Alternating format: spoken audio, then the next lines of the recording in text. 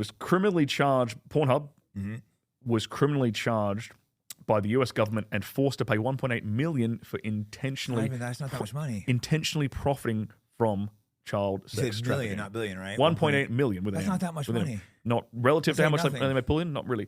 And it's like, and you might ask, well, how are they profiting off of it? They're just running ads. They're running all the pre-roll ads and the GIF ads and the banner ads and stuff you see around like a video. If it's free, that's not a good sign usually. Yeah, and it's like all those ads are just running on this material, and it's like, so they this is in 2020. So then when that came out, Visa, MasterCard, PayPal all pulled themselves from Pornhub, so they couldn't like monetize and take payments that way, right? Because they confirmed it was doing all that. So they lost a bunch of their advertisers.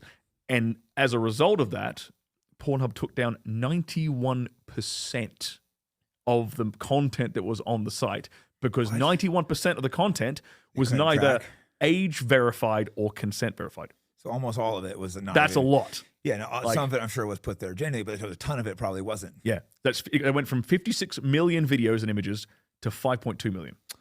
That's insane, the amount of videos and images. Isn't it nuts? That's just absolutely insane. It's bonkers. Just shows the addiction and the problems with society. Well, yeah, but everyone just, it's like, I mean, Pornhub like modeled itself off of YouTube, right? Because that's how YouTube started. It was just like, you put your stuff out there, you do your thing, right? Requesting videos. Well, they just feeding it to you. And as a startup, I guess their decision was like, you know what? Let's just get the traction, right? Yeah. And let's not age verify and consent verify because it will mean less people will upload stuff. People clearly have no ethics, no values. It was, yeah, and this is when, so this was 2020, and this is the same year that I left the porn industry. When did you get into porn? I got into porn in like 2017. So you did about 3 years. So I was in there. Yeah, I did like.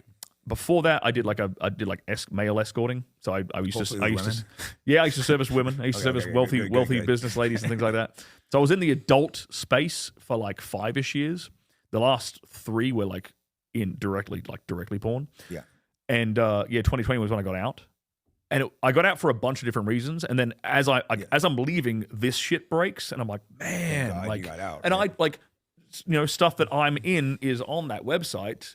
And these guys are making, and it's like, what the hell? Like, you morally don't want to be involved with stuff like that. You got to look at the moral decision, and it's like you can see how someone going to porn, especially maybe people can say it's not fair, but it is viewed different from men and women. People can pretend like it's not, but it is. Bro. Like, I've got a platform. Look at me. Yeah. Like, I am the perfect example of like the double standard. No, exactly, and women will still respect you. No healthy guy is going to respect a girl that's been ran through by 1,000 guys on videos. My friends would be like sending pictures and like I never saw the porn star. I remember I was hanging out with them once. My friends started sending me pictures of her getting like gangbanged and stuff, and I'm like, oh, I'm ditching this chick. Right. But that's kind of friends you want to have.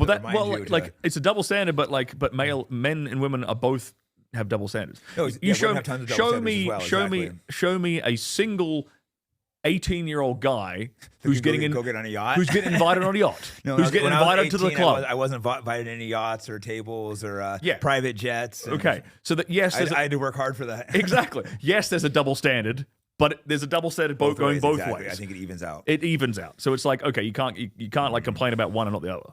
No, exactly. It's just it is so true. It's not fair, but men are totally viewed. Like I said, you can be fine with it, and you can look back too and say, oh, maybe this wasn't great what I was doing. Yeah, completely. And ever since I left, I've been telling guys like, don't watch it. You can literally find videos from me back in 2020 when I first started doing YouTube and stuff. When I actually saw a video, I think that was maybe on your it was Instagram or Twitter or something, where it was like over and over saying, "Don't." I've got a compilation pinned on my Twitter account because I just want to try and drill that fact in for people. There's just nothing really healthy from it. There's no real reason. Well, it's not a problem if it's rare, but you don't gain anything from it. If you're watching it a lot, it's just truly unhealthy. I don't think you could argue that porn is a net positive on society. I don't think there's any value to it, really. You could say it's not a problem in certain ways, but I don't think it really could help you in any way. Yeah, exactly. Like some people will make the argument. I've seen a lot of people make the argument that it helps. It can help couples to explore things sexually. It can help couples to like. It can help individuals to like. Can't they start be trying things a bit more kinky and stuff? And it's like, yeah. I mean, it's like but why can't you explore that in the confines of like a relationship? Here's something really interesting. You probably know this, but I think a lot of times. Men, right? We look to have sex with lots of different women. Lots of time the women are into kinkier sex, and a lot of men are totally unaware of that. Okay, let's. I knew you would know that. I think a lot of men are totally clueless about this, and they get like mad when their girls want to try weird things. And well, okay, so like let's look at this. one of the best. I think that might be the best-selling non-fiction book of all time. Was 50 Shades of Grey. Yep, that's what I tell people. Like, Right. look what women are like watching. The guy, Yeah, everyone like, controls her, and everyone leans on that example a lot, and I don't like. Okay, that's one example, right? Yeah. But why was that so popular? It taps into something deep in female psychology, I believe, female evolutionary psychology, which is fundamentally sexual psychology, right? Yeah. You have phenomenons like hybristophilia.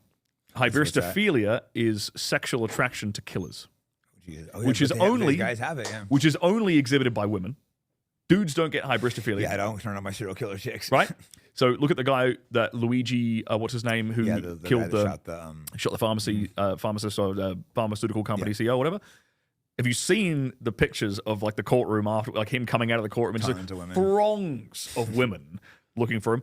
All of the serial killers that you like might Ted know Bundy, of, they Charles all had love letters written to them in jail, right? Yeah. So this is like, and it's obviously not all women are like this, right? But the fact that it's in some of their but heads, it's exclusively women. Dudes aren't doing this. Like it's exclusively women doing this, right? So that's the phenomenon known as hybristophilia.